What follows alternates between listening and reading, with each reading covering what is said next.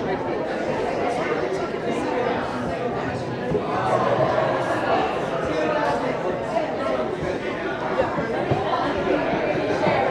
No, I need perlite.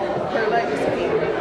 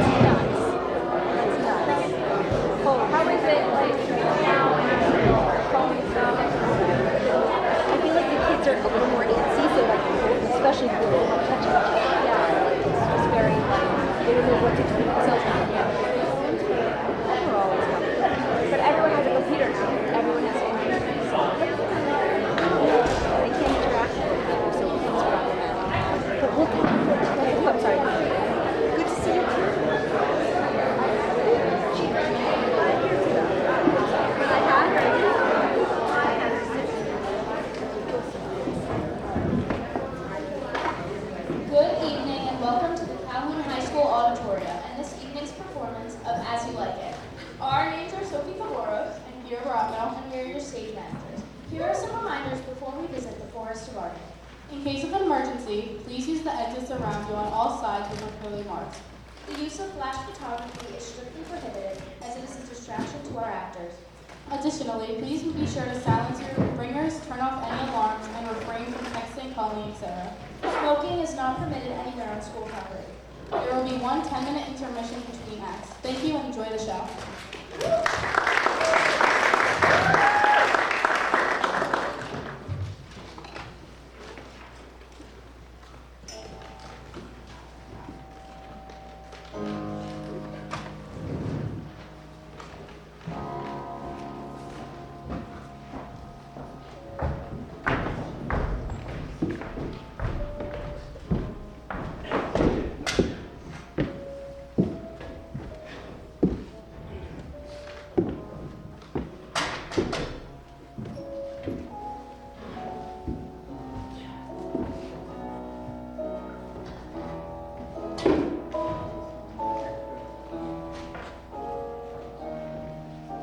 As I remember, Adam, it was upon this fashion, bequeathed to me by will, but for 1,000 crowns, and charged my brother in his will to read me well.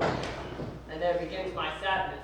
My brother, Jacques, he keeps at school, and report speaks goldenly of his profit. For my sake, he keeps me rustically at home, or to speak more plainly, stays me here at home unkept. His horses are bred better, for that they are taught their manage, they are fair with their feeding, and riders nearly hired. He lets me feed with his hinds, bars me the place of a brother, minds my gentility with my education. This is it that grieves me, Adam, and the spirit of my father, which I think is within me, begins to mutiny against this servitude. I will no longer endure it, though yet I know no wise remedy on how to avoid it. Yonder comes my master, your brother. Go apart, Adam, and thou shalt see how he will shake me up. Now, sir, what make you here? Nothing, sir. I am not taught to make anything. What more you then, sir? Marry, sir. I am helping you to mar that which a poor, unworthy brother of yours, with idleness. Marry, sir. Be better employed than be not to while. Oh, shall I keep your hogs and eat husks with them? What prodigal portion have I spent that I should come to such penury? Know you where you are, sir? Aye, sir. Very well. Here in your orchard. Know you before whom, sir? Ah, better than him. I am before knows me. I know you are my eldest brother, and in the gentle condition of blood, you should so know me. The courtesy of nations allows you my better, in that you are the firstborn, but the same tradition takes not away my blood. Were there 20 brothers betwixt us, I have the same amount of my father in me as you. Albeit your coming before me is nearer to his reverence. What boy? Young elder brother, you are too young in this. Wouldst thou lay hands on me, villain? I am no villain. I am the youngest son of Sir Roland de Troyes. He was my father, and he is quite the villain that says such a father we got villains. If thou wert not my brother, I would not take this hand from thy throat, till this other hand ripped out thy tongue for saying so. Thou hast railed on myself. Sweet masters, be patient. Let father's remembrance be in accord. Let me go. I will not till I please. Thou shalt hear me. My father charged you in his will to give me good education. You have trained me like a peasant, obscuring and hiding from me all gentlemanlike qualities. The spirit of my father grows strong in me, and I will no longer endure it. Therefore, give me the poor lottery that my father left me, by testament. With that I will go buy my fortune. And what will I do? Beg witness bench? Well, sir, get you in. I will no longer be troubled with you. You shall have some part of your fortune. I pray you leave me. I will no further offend thee than becomes me for my good. You old dog. Is old dog my reward? Most true. I have lost my teeth in your service. God be with my old master, for you would not have spoke such a word.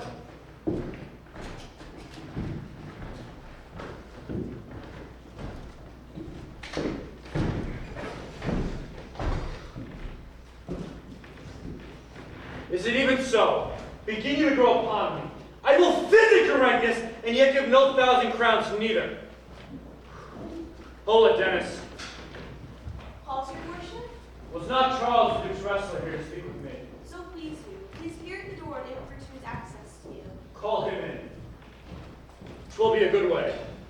for tomorrow's the wrestle.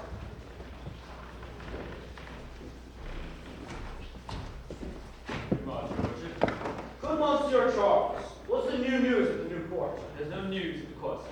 So the old news is, the old Duke has been banished by the new Duke, his younger brother, and 3 or 4 loving lords have been put into voluntary exile with him, whose lands and revenues enrich the new Duke, giving them great leave to wander. Can you tell the Duke's daughter Rosalind to be banished from her father? Oh no, the Duke's daughter, so loves her. Being ever from their cradles bred together, she would have followed her exile or have died to stay behind her. She's at the court now, and no less beloved of her uncle than his own daughter. Where will the old Duke live? They say he's already in the forest of Arden, and there are many merry men with him. There, they live like the old Robin Hood of England. They say many young gentlemen flock to him every day, and they fleet the time away carelessly as they once did with Goldenwood. What?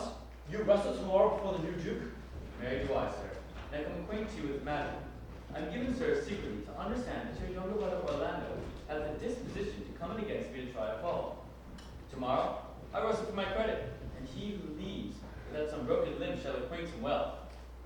Your brother is but young and tender, and for your love I would loath to foil him, as is for my own honor if you come in. Therefore, out of my love for you, I come hither to acquaint him with all. Either you stay him from his intendment, or proclaim such disgrace while he shall within you. From there, it is in his own search, and altogether against my will.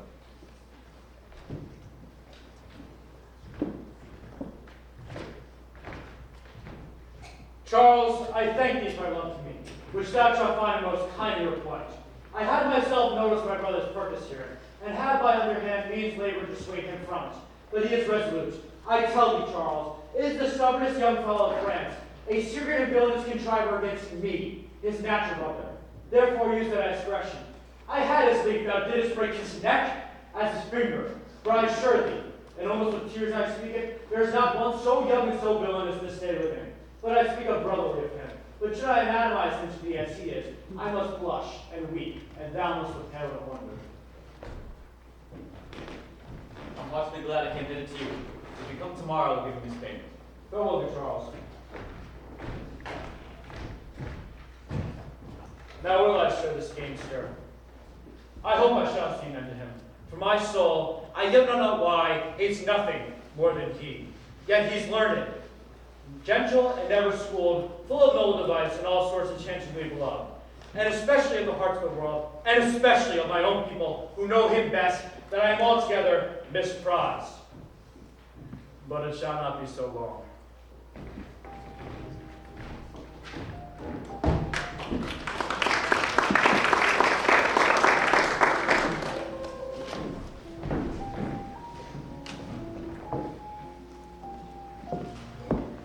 I pray thee, Rosalind, sweet my cuz, be merry. Dear Celia, I show more mirth than I am mistress of, and would you yet I were merrier? Unless you can teach me to forget a banished father, you must not learn me how to remember any extraordinary pleasure. Herein I see thou lovest me not with the full weight that I love thee. If my uncle, thy banished father, had banished thy uncle, the Duke my father, so thou hast been still with me, I would have taught thy love to take thy father for mine.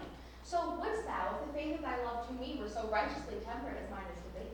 Well, I will forget the condition of my estate to rejoice in yours. You know thy father hath no child but I, nor none his son to have, but when he dies, thou shalt be his heir. Therefore, my dear Rose, my sweet Rose, be merry. From henceforth I will cause, and thy sports. Let me see. What think you of falling enough? Marry, I prithee do to make sport withal. How now, wit? Whither wander you? Mistress, you must come away to your father. Were you made the messenger? No, for my honor, but I was fit to come for you. Where learned you that, O fool? On a certain night I swore by his honors the pancakes were good, and swore by his honors that the mustard was not. Now I'll stand to it. The pancakes were not, and the mustard was good. And yet was nothing like was sworn. How have you that in the great heap of your knowledge? Right, Mary, now unmuzzle your wisdom. Stand you both forth now. Stroke your chins and swear by your beards, and I am the name. By our beards, if we had them, thou art. By my neighbory, if I had it, then I were. But if you swear by that, then it's not. You are not for sword. No more was this knight strength for his honor, for he never had any. Or if he had swirled away, for he never saw his pancakes or that mustard. Prithee, who is it that thou meanest? One that old Frenchman your father was. My father's love is enough to honor him enough. Speak no more of him. You'll be whipped for taxation one of these days. The more pity that fools may not speak wisely, or wisely do foolishly. By my troth, thou sayest true, since the little wit that fools have was silence, the little foolery that wise men have makes a great show. Here comes Madame Laveau. Bonjour, Madame Laveau. What's the news? Fair princess, you have lost much good sport. Sport? What color? You amaze me, ladies. I would have told you of good wrestling, which you have lost sight of. Yet tell us the manner of the wrestling. There comes an old man and his 3 sons, very proper young men, of excellent growth and presence. The eldest of the 3 wrestled with Charles, the Duke's wrestler, which Charles in a moment threw him and broke 3 of his ribs. But there is little hope of life in him. So he served the second and so the third. Yonder they lie. The poor old man, their father, making such pitiful dole over them, that all the beholders take his part weeping. Alas! But what is the sport, madam, the ladies have lost? Why, this that I speak of. Thus men may grow wiser every day. This is the first time ever I heard breaking a rib for sports for ladies. Nor I promise thee. Come see this wrestling, cousin. You must if you stay here, for here's the place appointed for the wrestling, and they are ready to perform it. Yonder, sure they're coming. Let us now stay and see it.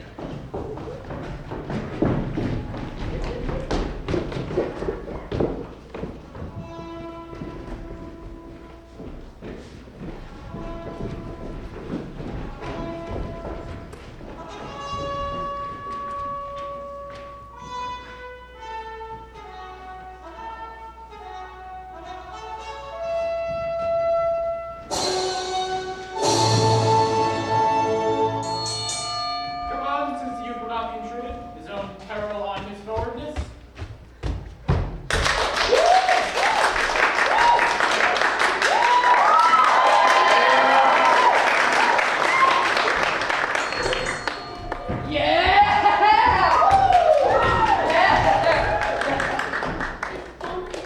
Even he, madam. Alas, he is too young, yet he looks successful.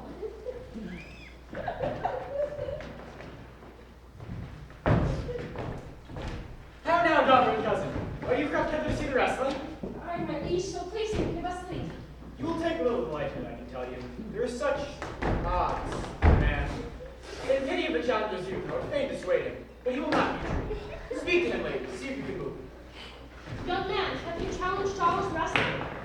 No, fair princess, he is the general challenger. I come but in as others do to try with him the strength of my youth. Young gentlemen, your spirits are too bold for your years. You are seeing full proof of this man's strength. If you saw yourself with your eyes or knew yourself with your judgment, the fear of your adventure would counsel you to a more equal enterprise. We pray you for your sake that you embrace your safety and give over his death. You, young sir, your reputation shall not therefore be misprized. We will make it our suit to the Duke that the wrestling might not go forward. I beseech you, punish me not with your hard thoughts, wherein I confess me much guilty to deny so fair and excellent ladies anything, but let your fair eyes and gentle thoughts go with me to my trial, wherein if I be foiled, there is but one shame that is willing to be so. If killed, there is but one dead. I shall do my friends no wrong, for I have none to lament me, the world no injury, for in it I have nothing, only in a place where I fill up the world that may be better supplied, when I have made it empty. The little strength that I have, I would have borne with you. And mine to eke out hers. Fare you well. For heaven I be deceived in you. Your heart desires me with you. Come! Where is this young gallant who is so desirous to lie with his mother earth? Ready, sir, but his will hath in it a more modest working. You shall try, with one fall. No, I want your grace not to entreat him to a second. That is so masterly persuaded him from the first. You mean to mock me after? You should not have mocked me before, but come your ways. Now Hercules be thy speed, young man. Like what I heard visible to catch the strong fellow by the leg.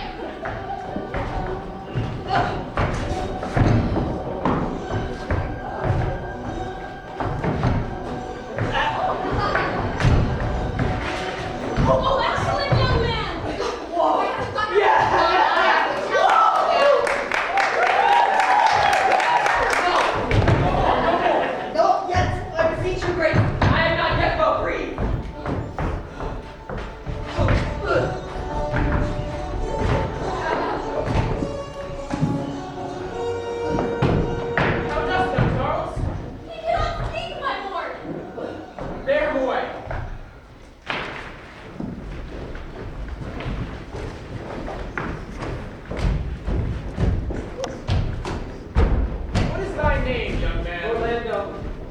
youngest son of Sir Rowland de Bois.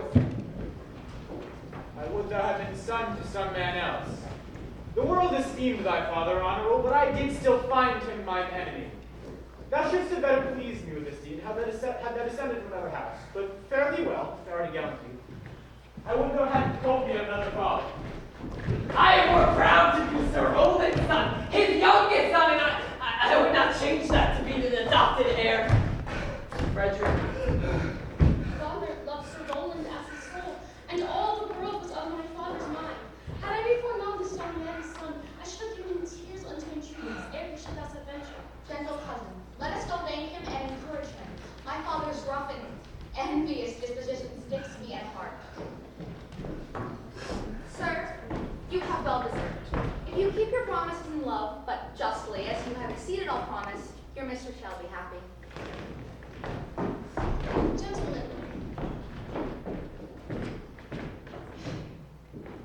wear this for me.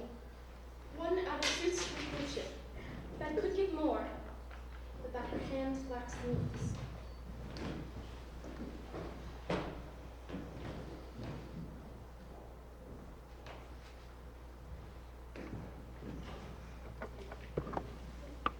Shall we go, Pauls? Aye. Fare you well, fair gentlemen.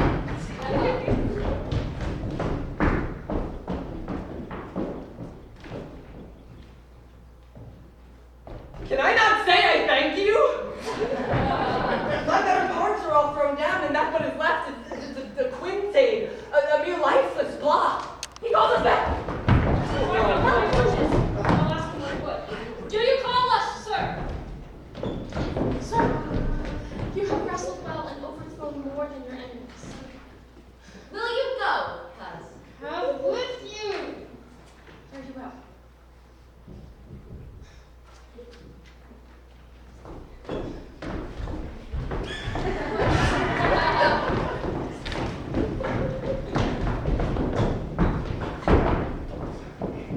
What passion hangs these weights upon my tongue?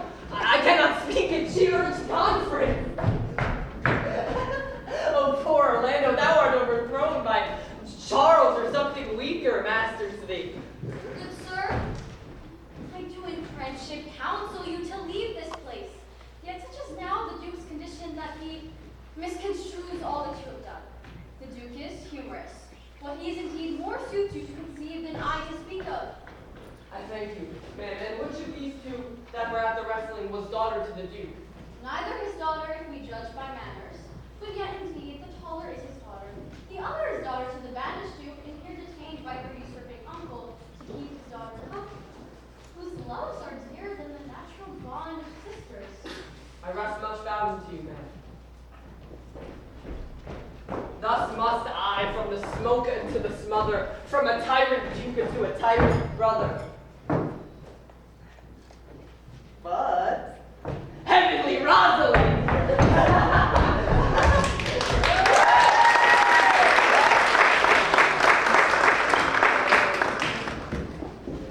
Why, cousin, why, Rosalind, you would have mercy, not a word. Not one to throw at a dog. No, thy words are too precious to be cast upon hers. Throw some of them at me. Come, blame me for reasons. And there were two cousins laid up, when the one should be lamed with reasons and the other mad without any. But is all this for your father? No, some of it is for my child's father. Oh, how full of briars is this working day world. They are but burrs, cousin, thrown upon me in holiday foolery. If we walk not in the trodden paths, our very petticoats will catch them. I should shake them off my coat. These purrs are in my heart. Hem them away. I should try, if I could cry, hem and have him. Come, wrestle with thy affection. Oh, they take the part of a better wrestler than myself. Oh, a good wish upon you. You will try in time in despite of the fall. But turning these jests out of service, let us talk in good earnest. Is it possible, on such a sudden, you should fall into so strong a liking with old Sir Rowland's youngest son? The Duke, my father, loved his father dearly. Does it therefore ensue that you should love his son dearly? By this kind of chase, I should hate him, for my father hated his mother dearly. Yet I hate not Orlando. No, fate him not for my sake. Why should I not? Doth he not deserve well? Let me love him for that. And do you love him because I do? Look, here comes the Duke.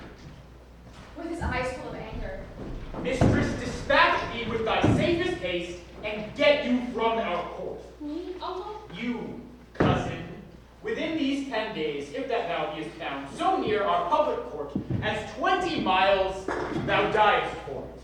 I do beseech your grace, let me the knowledge of my faults bear with me. If with myself I hold intelligence or have acquaintance with mine own desires, if that I do not dream or be not frantic, as I do trust I am not, then, dear uncle, never so much as in a thought unborn did I offend your highness. Thus do all traitors.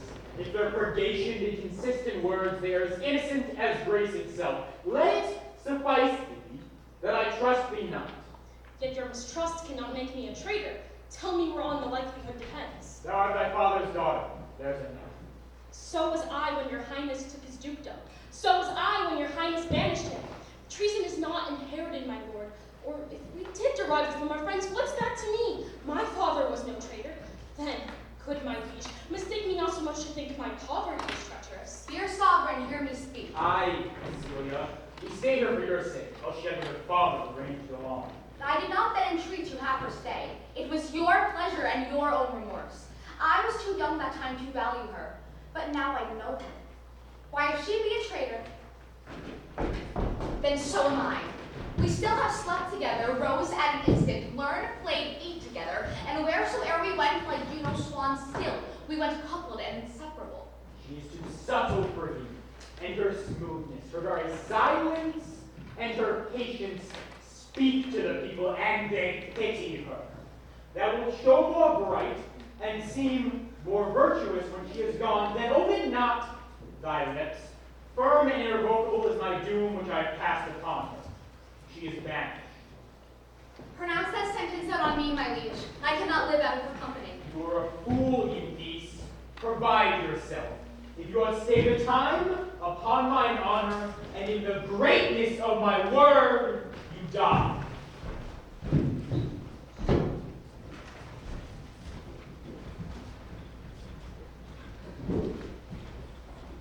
Oh, my poor Rosalind! Whither wilt thou go? Wilt thou change fathers? I will give thee mine. I charge thee, be not thou more grieved than I am. I have more cause. Thou hast not, cousin. Prithee be cheerful. Knowest thou the Duke hath banished me, his daughter? That he hath not. No, hath not. Rosalind lacks then the love which teacheth thee that thou and I am one. Shall we be sundered? Shall we part? Sweet girl, no. Let my father seek another heir. Therefore divide with me how we may fly, whither to go and what to bear with us. And do not seek to take your change upon you, to bear your griefs yourself and leave me out. For by this time at our sorrows pale, say what thou canst all go along with thee. Why, whither shall we go? To seek my uncle in the forest of Arden. Alas, what danger will it be to us, maids as we are, to travel forth so far? Beauty provoketh thieves sooner than gold. I'll put myself in poor and mean attire, and with a kind of umber smirch my face, the like to you. So shall we go along, and never stir assailants. Were it not better, because I am more than common tall, that it did suit me in all points like a man? A gallant curtal axe on my thigh, a boar spear in my hand, and in my heart lie there what hidden wounding spirit I will have a swashing and marital outside, as many other managed cowards do that do outface it with their semblances. And what shall I call thee when thou art a man? I'll have no worse a name than Jove's own page, and therefore look you call me Ganymede. But what will you be called? Something that hath a reference to my estate. No longer Celia, but Aliena. But cousin, what if we essay to steal the crown jewel from your father's court? Would he not be a comfort to our travel? He'll go where the wide road with thee. Leave me alone to woo him. Let's away and get our jewels and wealth together. Devise the fittest plan and safest way to hide us from pursuit that will be made after my flight. Now go and we to contend to liberty and not to banishment.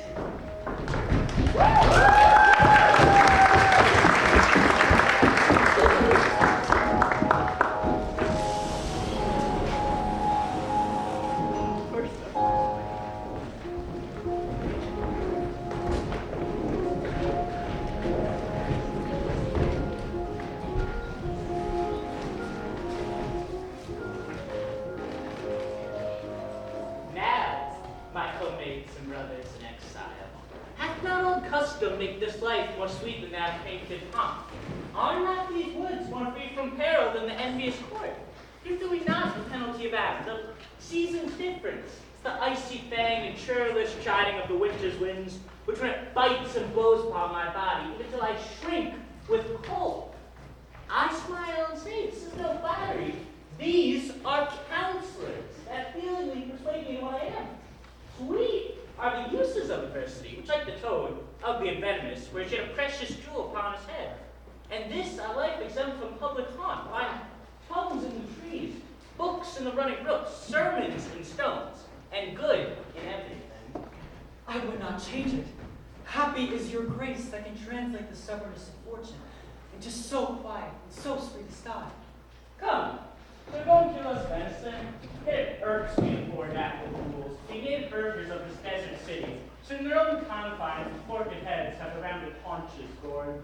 Indeed, my lord, the melancholy Jake grieves at that, and in that kind swears you do more usurp than doth your brother who hath managed you.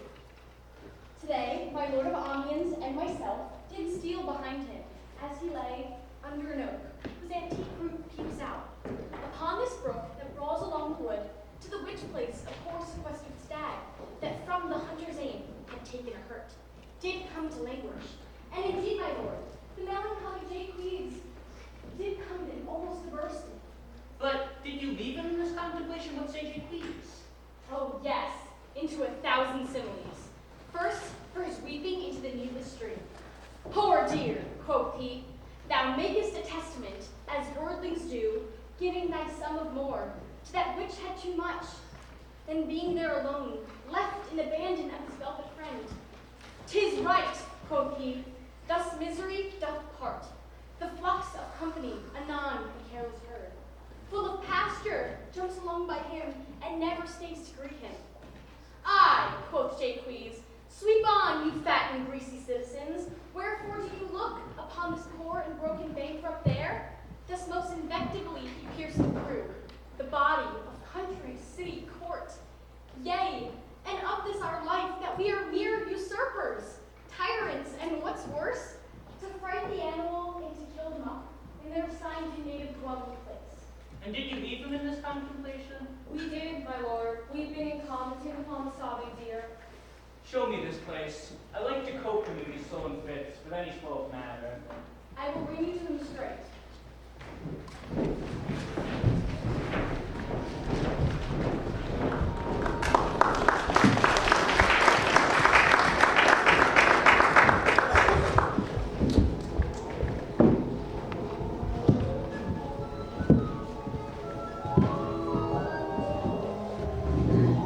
Can it be possible that no man saw them? It cannot be.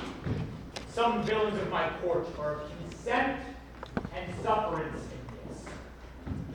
I cannot hear of any that can see her. The ladies, her attendants of her chamber, saw her bed, but in the morning early they found the bed untreasured of their mistress. My lord, the royalish clown at whom so oft your grace was wont to laugh is also missing. This fairy of the princess's gentlewoman confesses that she secretly overheard your daughter and your cousin much commend the parts and graces of the wrestler that did but lately foil the city of Charles, and she believes, wherever they have gone, that youth is surely in their company. Send to his brother. Fetch that gallant hither. If he be absent, find his brother. I'll make him find it. Do this suddenly, and let not search and inquisition quail to bring again these foolish runaways.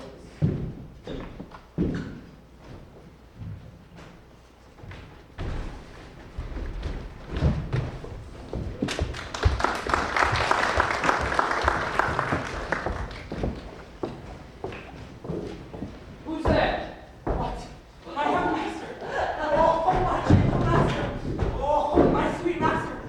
Oh, memorable Sir Roland! Why, what make you here? Why, what's the matter? Oh, unhappy you! Come not within these walls. Within this roof, the enemy of all your graces lives. Your brother hath heard your praises, and by this night he means to burn the lodging which you used to lie, and you within it. If he fail of that, he hath other means to cut you off. I overheard him and his practices. This is no place. This house is but a butchery. Abhor, fear it, Why? do not enter it. Why? Whither, Adam, wouldst thou have me go? No matter whither, so you come not here. Yet this I will not do. Do as I must, I would rather subject myself to the malice of a diverted blood and a bloody brother. But do not so. I have 500 crowns, which I did store to be my foster nurse when service should in my old limbs lie lame, and unregarded age in corners thrown. Here is the gold. All this I give you. Let me be your servant. Let me go with you. I will do the service of a younger man in all his business and necessities. Oh, good old man, how well in me appears the constant service of the antique world. When service sweat for duty, not for meed, thou art not for the fashion of these times, when men only sweat for promotion and do choke their service up, even with the having. 'Tis not so with thee, but, good old man, thou prunest the rotten tree, and in lieu of all thy pains and husbandry. But come, and when we have thy youthful wages spent, we'll light upon some settled low content. Master, go on, and I will follow thee to the last gasp with truth and loyalty. For 17 years till now, almost fourscore, here lived I, but now live here no more.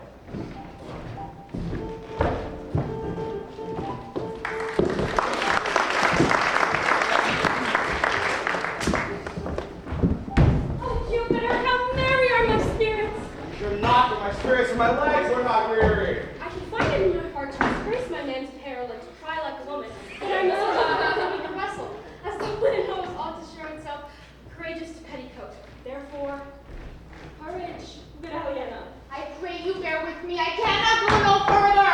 For my part, I'd rather bear with you than bear you. Yet I should bear no cross if I would then bear you. For I think you have no money in your purse. Well, this is the forest of Arden. I am an Arden, the more fool I am. When I was at home, I was in a better place. But travelers must be content. I'd be so to touchstone. Look who comes here, a young man and an old woman in solemn talk.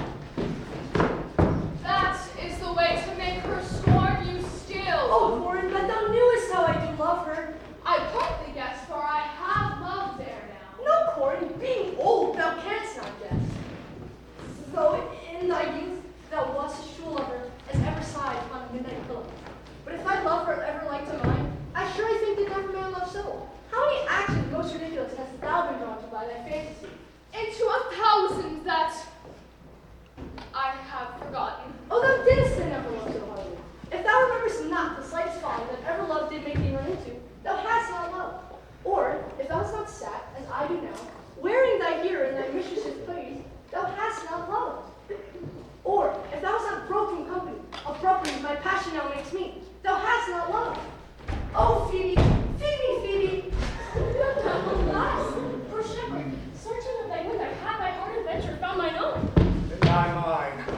I remember when I was in love. I broke my sword upon the stone, and made him take that for coming the night to Jane Smile. And I remember the kissing of a battler and the cow dogs that her pretty chopped hands had milked. And I remember the wooden peace card when instead of her from taking 2 cards and gave her them again, said with weeping tears, "Where these will I stay?" We that are true lovers run into strange paper. But as all is mortal nature, so is all nature love mortal and folly. Thou speakest wiser than thou art aware of. Nay, I ne'er be aware of my own wit till I break my shins against it. Oh, Job, Job, this shepherd's passion is much upon my fashion. And mine, but it grows something stale with me. I pray you, one of you Christian young man, if we for gold will give us any food. I faint almost to death. Ho, you clown! Peaceful, give up my kinsman. Who calls? You're better, sir. Else are they very wretched? Peace, I say. Good evening to you, friend. And to you, gentle sir, and to you all. Pretty shepherd, if that love or gold and in this desert place thy entertainment, bring us where we may rest ourselves and feed. Here, young maid with travel much oppressed and begs for succor. Oh, fair sir, I pity her, and wish for her sake more than mine own, my fortunes were more able to relieve her. But I am shepherd to another man, and do not shear the fleeces that I graze. My master is of churlish disposition, and little recks to find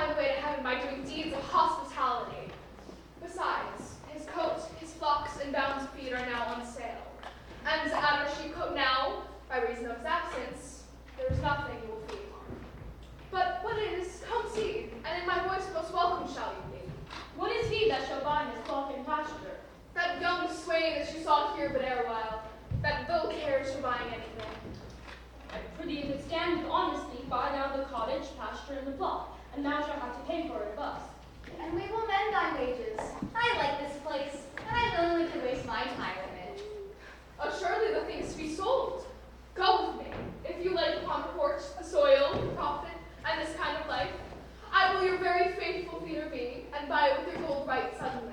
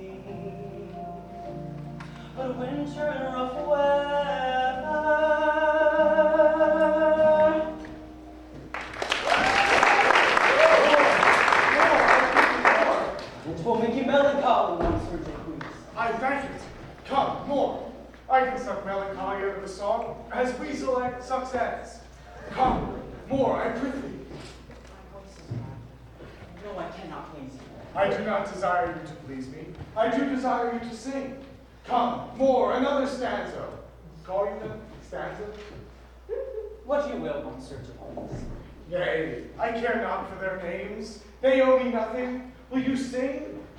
More at your request than to please myself. Well, if I ever thank any man, I'll thank you. But that they call compliment is like the encounter of two dog eggs. And when a man thanks me heartily, he thinks I have given him a penny, and he has rendered me the beggarly thanks. Come, sing, and all you that will not, hold your tongues. Well, I'll lend a song. Sirs, come the while. The Duke will drink under the street. He hath been all this day looking. And I have been all this day to avoid him. He is too disputable for my company. I think of as many manners as he, but give heaven thanks to make no boast of them. Come, warble, come.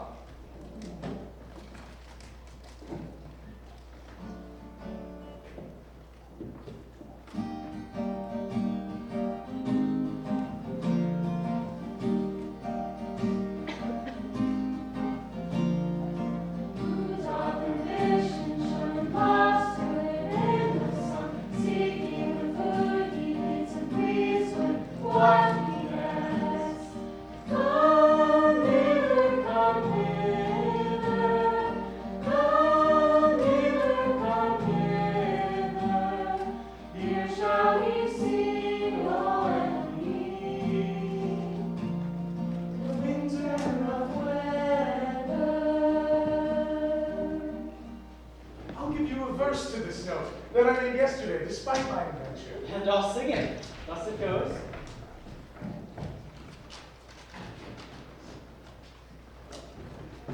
If it do come to pass that any man turn ass leading to Calvary's, a stubborn will to please.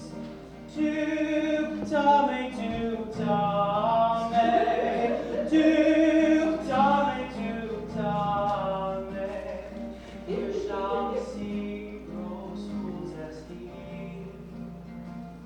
And if he will come to me, what's that, Duke Tame? It is a great invitation to call fools into a circle.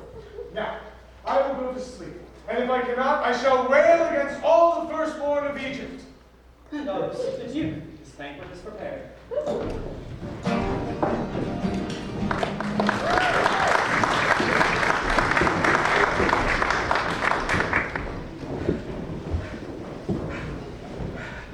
Dear master, I can go no further. Oh, I die for food.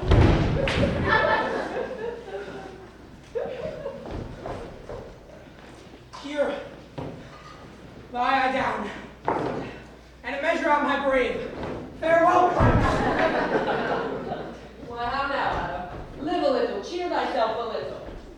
If this uncouth forest yield anything savage, I will either bring food for it, or bring it for food to thee.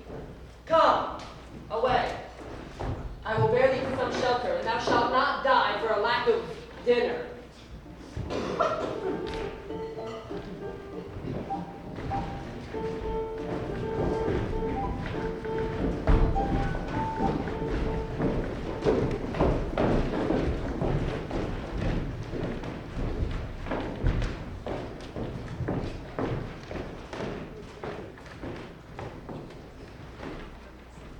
I think he be transformed into a beast, for I can nowhere find him like a man.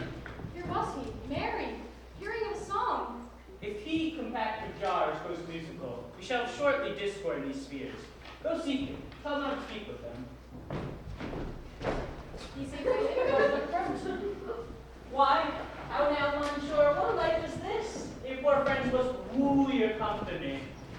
What? You look merrily. A fool. A fool. I met a fool in the forest. A motley fool. A miserable world. As I do live by food, I met a fool in the forest, who laid him down and basked in the sun, and railed on Lady Fortune, in good terms, in good set terms, and yet a motley fool. Good morrow, fool, quoth I. No, sir, quoth he, call me not fool till heaven hath sent me fortune. And then he drew a dial from his poke, and looking upon it with lackluster eyes, says very wisely, it is 10 o'clock. Thus we may see, quoth he, how the world wags. 'Tis but 1 hour ago since it was 9, and in 1 hour more 'twill be 11. And so from hour to hour we write and write, and from hour to hour we rot and we rot. And thereby hangs a tale. When I did hear the motley fool thus moral on time, my lungs began to crow like chanticleer, that fools could be so deep, contemplative. And I did laugh, sans intermission, an hour by his dial. O noble fool, a worthy fool, motley is the only wear. What fool is this? A worthy fool, one who hath been a courtier, and says if ladies be but young and fair, they have the gift to know him. And in his brain, which is as dry as the remainder biscuit after a long voyage, he hath observations, crammed in strange places, the which he vents in mangled forms. Oh, that I were a fool, I am ambitious for the motley coat. Thou shalt have one. It is my only suit. And they that are most gallant with my folly, they most must laugh. And why, sir, must they so? The why is as plain as the way to parish church. He that the fool doth very wisely hit, doth foolishly, although he smart, seem senseless of the bog. If not, the wise man's folly is anatomized, even by the swandering glances of the fool. Fie on thee, I can tell what thou would do. But what for a counter would I do but good? Most mischievous foul sin and chiding sin, for thou thyself hast been a libertine, as sensual as the brutish thing itself, and all the embossed sores and headed evils, that thou with license of free foot hast caught, wouldst then disgorge into the general world. Why, who cries out on pride, that can dare and tax any private party? Doth it not flow as hugely as the sea, to the weary very means do ebb? What woman in a city do I name, when I say that city woman bears the cost of princes on unworthy shoulders? Who can come in and say that I mean her, when such a one as she is her neighbor?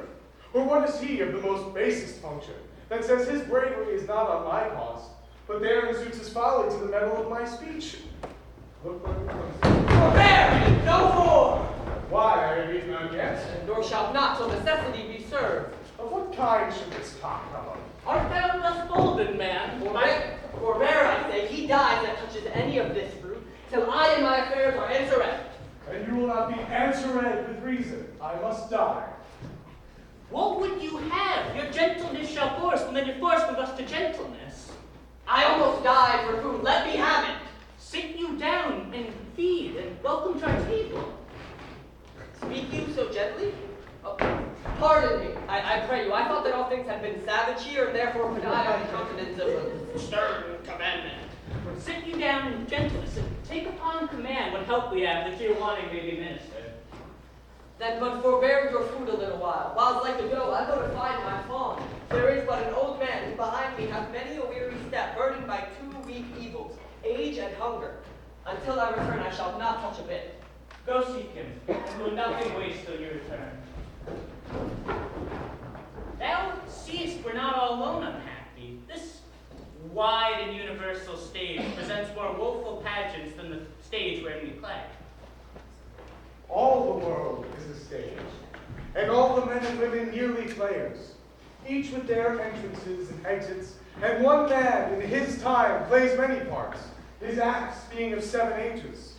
At first, the infant, mewling and puking in his nurse's arms, and then the whining schoolboy, with his satchel and shining morning face, creeping like snail unwillingly to school, and then the lover, sighing like furnace, with woeful ballad made to his mistress's eyebrows, and then the soldier, full of strange oaths and bearded like the pard, jealous in honor, quick and sudden in quarrel, and seeking the bubble's reputation, even in the cannon's mouth, and then the justice, in fair round belly, with good cape in line, with eyes severe and beard of formal cut, full of wise saws and modern instances.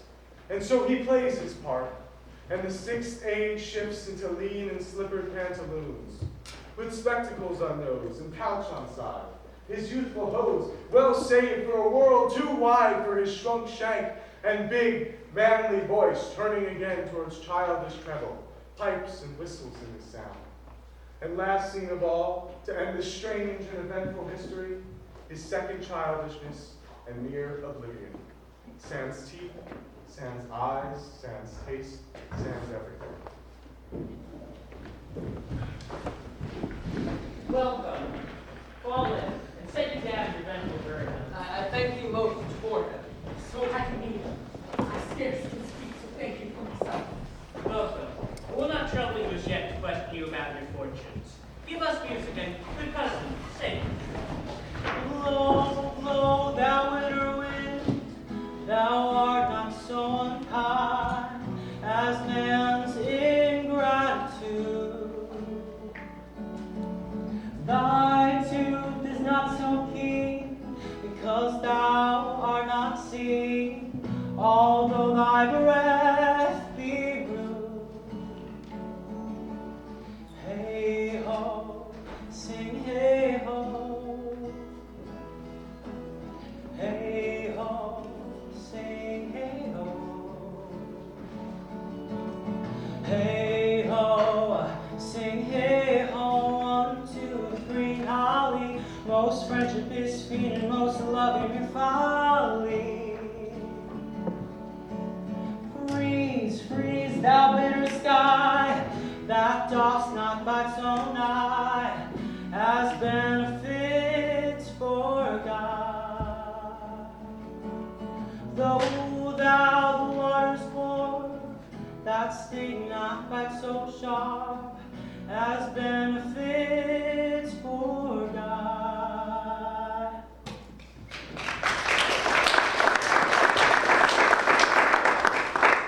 That you were, the good Sir Roland's son, as you whispered faithfully you were, be truly welcome hither. I am the Duke that loved your father, the resident of your fortune. Go to my cave and tell me. Good old man, thou art right welcome as thy master is. Support him by the arm. Give me your hand, and let me all your fortunes understand.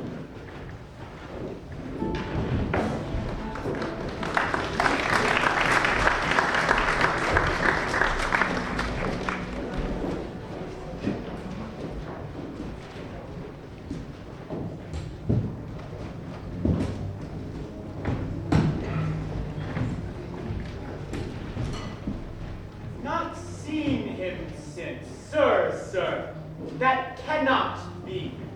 But if I were not the better part made mercy, I should not seek to make an absent argument in my revenge represent. But look to it.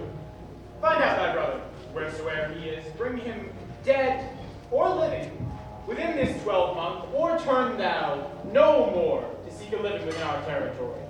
Thy lands and all things thou dost call thine worth seizure, do we seize into our hands, till thou canst quit thee by thy brother's name of what we think against thee. Oh, your highness, do my heart in this. I have never loved my brother in my life. Oh.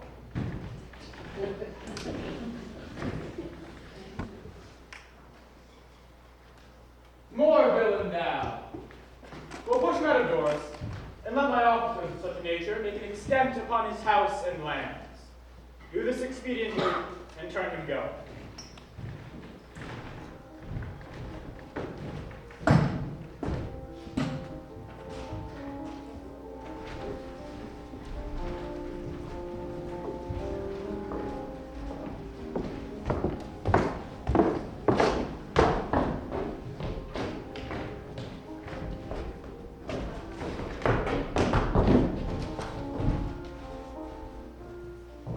Hang there my verse in witness of my love, and thy thrice-crowded tomb of night. Survey with thy chaste eye from thy pale sphere above thy huntress's name that my full life doth sway. O Rosalind, these trees shall be my books, and in their barks all character, that every eye which in this forest looks shall see thy virtue witnessed everywhere. Go, go, Orlando, run on every tree, the fair, the chaste, and unexpressive she.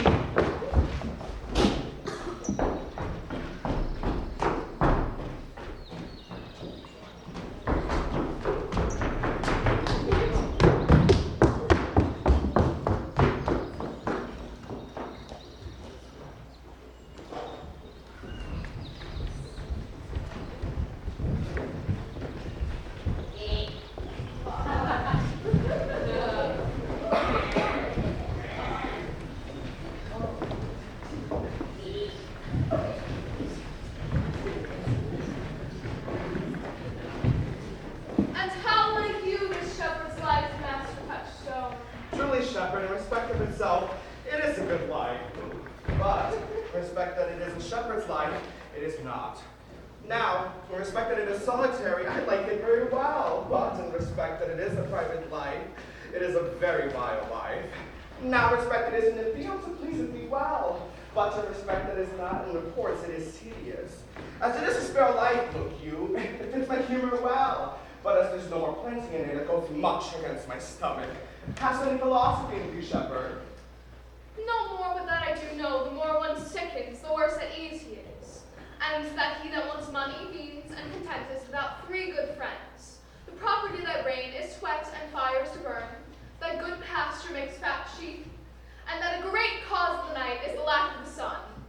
And that he that hath learned no wit by nature nor art may complain of good breeding or comes of a very dull kindred. Such a one is natural philosopher, was never a court shepherd. No, truly. Then thou art damned. Nay, I hope. Truly, thou art damned, like an ill-roasted egg, all on one side. For not being at court, your reason. Why, if thou never was a court, then never saws good manners. And if thou never saws good manners, then thy manners must be wicked, and wickedness is sin, and sin is damnation. Thou art in a parlous state, shepherd. Not a whit, Touchstone. Those that are good manners at the court are as ridiculous in the country as the behavior of the country is most mockable at the court. You told me you salute not at the court, but you kiss your hands. That courtesy would be uncleanly if courtiers were shepherds. Instance briefly, come instance. Why, we are still handling our ewes, and their fells, which you know, are greasy. Why, do not your courtiers hands sweat? It is not the grease of a mind as wholesome as the sweat of a man. Shallow, shallow. A better instance, I say, come. Besides, our hands are hard. Your lips will feel it the sooner. Shallow again. A more sounder instance, come. And they are often tarred over with the surgery of our sheep. And would you have us kiss tar? The courtier's hands are perfumed with civet. Most shallow man, learn of the wise repent. Civet is of a baser breath than tar, the very unbleeding flux of a cat. Mend the instant, shepherd. You too, courtly, await for me. I'll rest. Wilt thou rest, damn? God help thee, shallow woman. God make incision in thee. Thou art raw. Sir, I am a true laborer. I earn that I eat, get that I wear. Oh, no man hates, envy no man's happiness. Am glad of other men's good, content with my heart, and the greatest of my pride is to see my ewes graze and my lambs suck. Thou is another simple sin in you, to bring the ewes and the rams together, and to offer to get your linen by the copulation of cattle, to be bought to a bellwether, and to between a sheila and a 12 to a crooked pated, all copulate ram, at a well reasonable match. If thou beest not damned for this, the devil himself will have no shepherd. I cannot see how thou should escape. Here comes young Master Ganymede, the new mistress's brother. From the east western end, no jewel is like Rosalind. Her work, being mounted on the wind, through all the world bears Rosalind. All the pictures fairest line are but like to Rosalind. Let no face be kept in mind, but the fair of Rosalind. Oh, I will run you so 8 years together. Dinner, suppers, and sleeping hours expected. It is the right butter woman's right to market. For a taste. If the heart do like the hind, let him seek out Rosaline. If the cat will after kind, so be sure Rosaline. Winter garments must be lined, so a slender Rosaline. They that breathe must sheath in mine. Then to cart with Rosaline. Such a nut hath sourest rind. Such a nut is Rosaline. He that sweetest rose will find. Must find out his pricking. Ugh, that's a very false Gallic verses. Why do you infect yourself with them? Don't fool, I found them on a tree. Truly, the tree yields bad fruit. Then I'll grab it with you, and I'll grab it with the meddler. For then you will be the earliest fruit in the country, for you will be rotten ere you be half ripened. That is the right virtue of the meddler. Well, you have said, what do I know but the foolish judge? Peace, I say. Oh, here comes my sister. Greetings.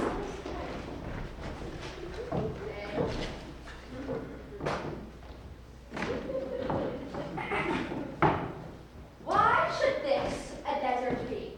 For it is unpeopled. No. Tongues all hang on every tree that shall civil saying show. Some how brief the life of man runs his erring pilgrimage, that the stretching of a span buckles in his sum of age. Some have violated vows, twixt the souls of friend and friend, but upon the fairest foes, or at every sentence end, will I, Rosalinda, right, teaching all that need to know the quintessence of every spring.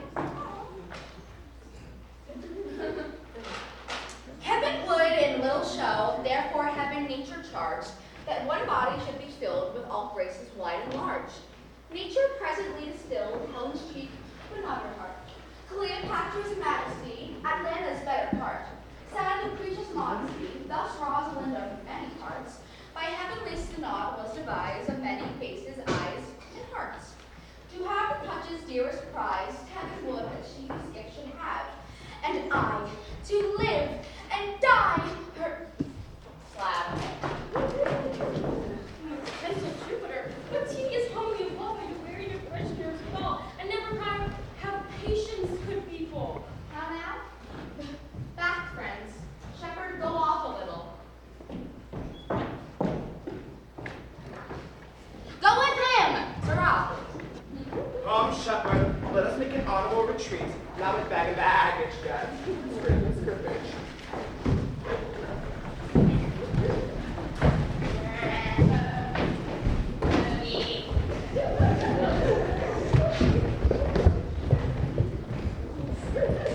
Didst thou hear these verses? Aye, and more too, for some of them have in them more feet than the verses would bear. That's no matter. The feet might bear the verses. Aye, but the feet could not bear themselves without the verse, and therefore stood lamely in the verse. But didst thou hear without wondering how thy name should be hanged and carved upon these trees? I was 7 out of the 9 days of the wonder before you came, for you'll hear what I found on the palm tree. I was never so begrimed since Pythagoras' time when I was an Irish vet, which I can hardly remember. Sure you have done this? Is it a man? And a chain that you once wore about his neck, I- changing color. Prithee, who? Oh Lord, Lord, it is a hard matter for friends to meet, but mountains may be removed with earthquakes and so encounter. Who is it? Is it possible? I pray you now with the most petitionary vehemence, tell me who it is. Oh, wonderful, wonderful, and most wonderful, wonderful, and yet again wonderful, and after that, out of all, looking. Good my complexion. Dost thou think, though I am comparison and command, that I have doubled and host in my disposition? One more inch of delay is the south sea of discovery. Tell me who it is quickly, and speak apace. I would thou could stand where that thou may pour this concealed man out of thy lips, like wine out of a narrow-mouthed bottle, either too much or not at all. I prithee, take thy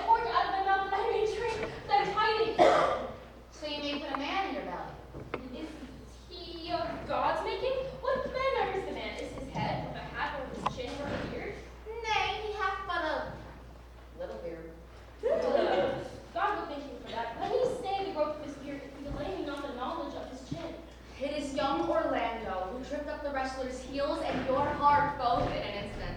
Nay, but the devil take mocking sweet, sad brow and true maid. In faith, 'cause 'tis he. Orlando? Orlando. Alas the day! What shall I do with my Dublin heart? What did he when thou saw'st it? And said he?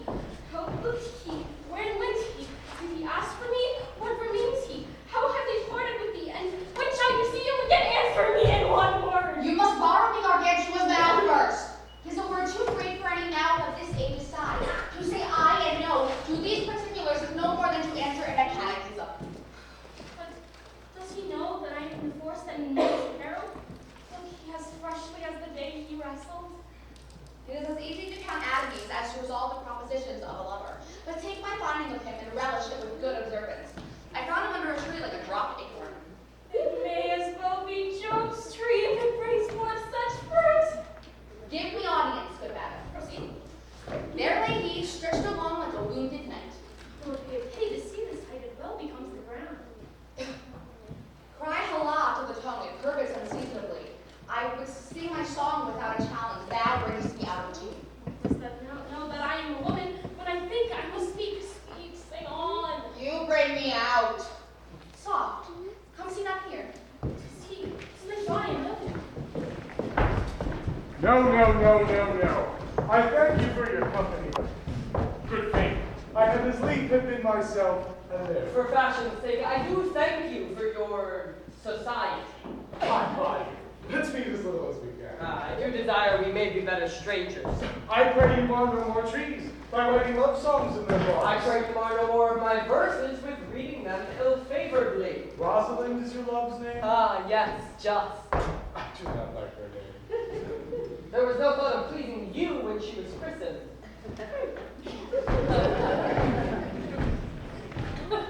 What stature is she? Just as high as my heart. You are full of pretty answers. Have you not been acquainted with goldsmiths' wives and caught them out of rings? Not so, but I answer you, right painted cloth, to whence you have studied your question. You have a nimble wit. I think 'twas made of Atalanta's heels. Come, sit with me, and we two will wail against our mistress the world and all our misery. I will chide no breather in the world but myself, against whom I know most faults. The worst fault you had is to be in love. 'Tis a fault I will not change for your best virtue. I am weary of you. By my troth, I was seeking for a fool when I found you. Oh no, he is drowned in the brook. Look, put in, you shall see him. There I shall see my own figure. Which I take to be either a fool Or a cipher. I'll tarry with you no longer.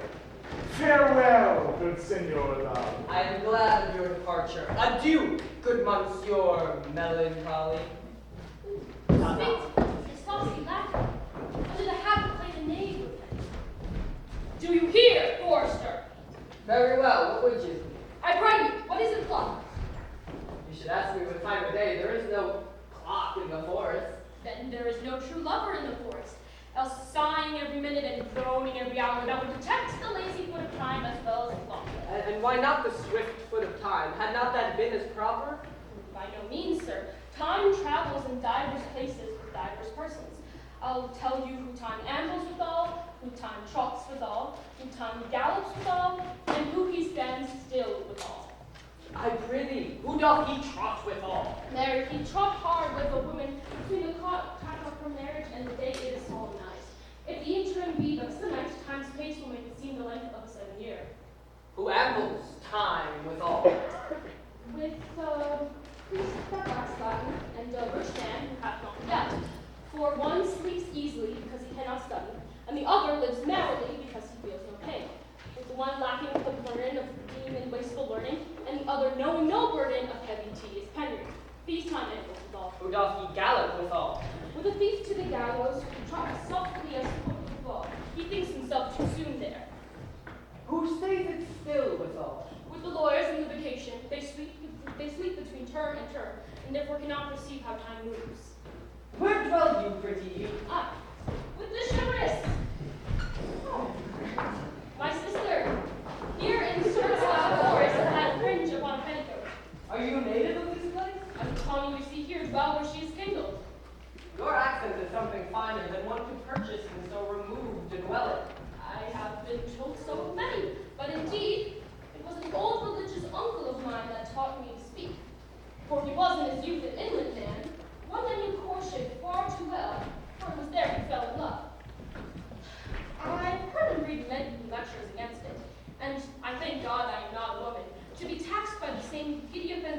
have generally taxed the whole sex with all.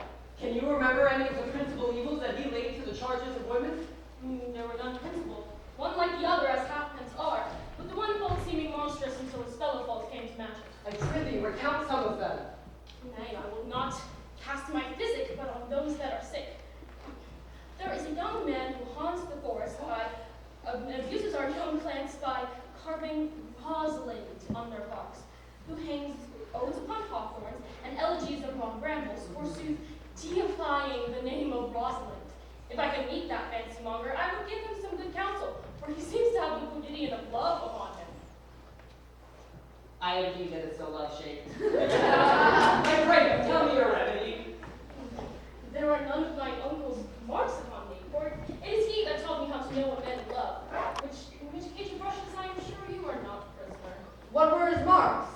A lean cheek, which you have not, a blue eye and sunken, which you have not, an unquestionable spirit, which you have not, a beard neglected, which you have not, though I pardon you for that, for simply having a beard is a younger brother's remedy. Then your hose should be ungartered, your bonnet unbanded, your sleeve unbuttoned, your shoe untied, and everything about you demonstrating a sort of careless desolation. But you are no such man. You are rather quite devising your accoutrement, seeming the lover of yourself than the lover of any other. Fair youth, I could make thee believe I love. Me believe it? You may assume they've heard that you love believe it, which I warrant you she is apt to do than confess she does. These are one of the points in which women still lie to their consciences. But tell me, are you the man that hangs these verses on trees whereon Rosalind is so admired? I swear to thee, youth, by the white hand of Rosalind, I am he!